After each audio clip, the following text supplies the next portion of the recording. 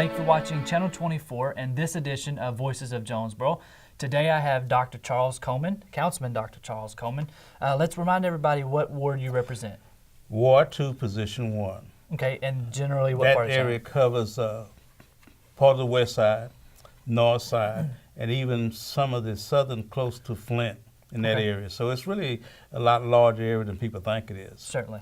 For that position. Okay, what would you say was the biggest accomplishment in 2012 for the city of Jonesboro? To me, my biggest accomplishment were not my biggest accomplishment.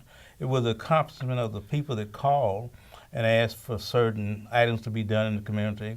One of them was to do something with the Bridge Street Bridge. Right. One of them was to do something with the Reverend Luella Park. The other one was to do something in front of a park to put lights and glitters on the side. In other words, just really working with the citizens, so the accomplishment that they could actually call me and the city getting something done was very, very strong for me. I still consider myself as a servant. You know, I think sometimes, redundantly speaking, politicians get in a little flux of row of what they think they ought to do and not listen to the system. And I'm more or less a person that would listen to the system and try to get something done. Recognizing we can't get everything done. But at the same time, you know, I work for the citizens. Even though I'm part of the council, I work for the citizens of this community. Okay. Personally speaking, what would you like to see accomplished in 2013? 2013, I have a goal, and I'm not sure how to really attack this goal. I've already started talking with some bankers about 141, having 141 look like 49, Highway 49, with the businesses and the growth of that type of thing, housing, different type housings at the same time. So I've already started, I always say behind the scene, trying to get some bankers to pull in some of our state representatives to find out more what they can do from the state level to help us enhance what Mayor Perrin is already doing in Jonesboro, because I think he's doing a great job. But I think we need to broaden this, that our representatives need to be a little bit more vocal about what they can do for the finance or hidden finance that we don't know about. I know they have meetings with the mayor, but at the same time, I think they ought to be meeting with the city council, particularly in our different wards, to find out what they can do to help us get grants. Grants that's not tied to payback. Grants are not tied to things that the city has to pay. You know, it's kind of like those bonded grants. And in those bonded grants, you know, the city has to put in a certain part. I don't want those kind of grants. I want those grants to say that's a free grant that we can use to do what we need to do on the north side of town. Okay. And what sort of obstacles do you think you're going to face in dealing with that goal? Number one, we know that the representatives are busy, and let's just face it, they're busy, and we as city councilmen are a lot busier than people think we are. You know, we have more meetings sometimes than I want. And so really those are basic small obstacles, but at the same time, the mindset of finding out really what's happening in this city. You know, a lot of politicians, you don't never see them until it's voting time. They don't come around, you talk to them on the phone, email, that's fine, but I'm still wanting to personalize. I want to walk some of the state representatives up 141.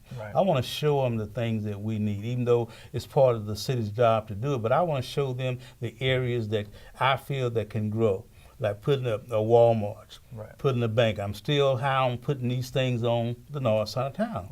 Because from Johnson back to Magnolia in these areas, I mean, what do you really have for us constructive businesses? You have mom and pop businesses, but we need something that's going to help our people be employed. And I know that that highway, if the infrastructure is taken care of, if we can get the State Department or the state representatives to help push monies toward that area, then those things can happen. That help employment.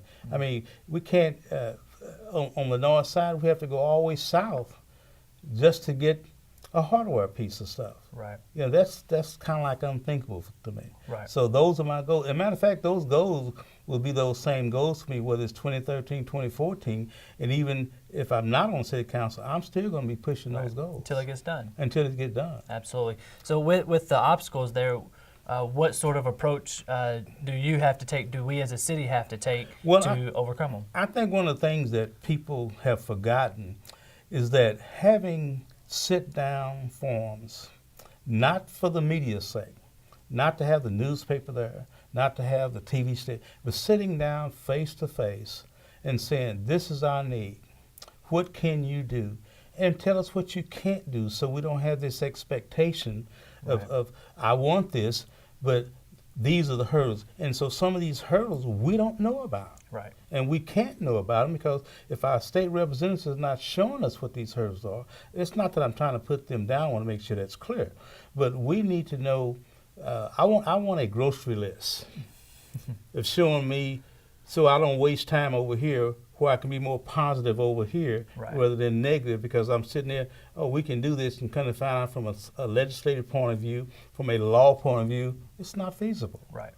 You know, so that's what hinders a lot of our goal reaching because we don't know the rules. Right. And that's really bothers me that we don't know the rules. So I'm asking and pleading and going to plead from the state representative, show us the rules so I can show the people the rules so they won't be so upset.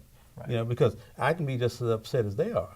Because if they don't know, and I sure don't know, and I'm in a position that's supposed to know, that's frightening. Right. Right. Yeah. Well, so essentially, it's just a efficient allocation of resources towards the projects that we know can get done. And being transparent so people really know what's going on. You know, I think when people talk with each other, that's a strong statement. I've been saying this for 22 years in Jonesboro. People talking with each other. It doesn't have to have a media in front of you or a TV station or talking. Just sit down and having drinking coffee, even though I don't drink coffee.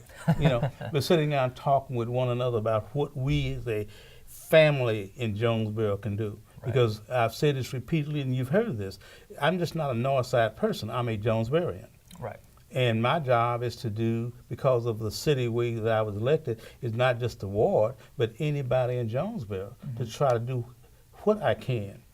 Knowing I can't do everything, but at least have a representative. If I don't have a grocery list of things from the representatives saying, or even some of the city officials saying, this you can do this, or you can't do this, then what am I going to tell the citizen? Right. Right. You know. Certainly. Yeah. Well, Dr. Coleman, I certainly appreciate you sitting in with us. We'll have you back in a couple months and kind of check on the progress of things and see if... I appreciate you. And by the way, Jack, you're doing a great job. Oh, thank you very much. Yeah. I appreciate the opportunity. There you have it, folks. Dr. Charles Coleman, Councilman Dr. Charles Coleman. Thank you guys for watching Channel 24. Good enough?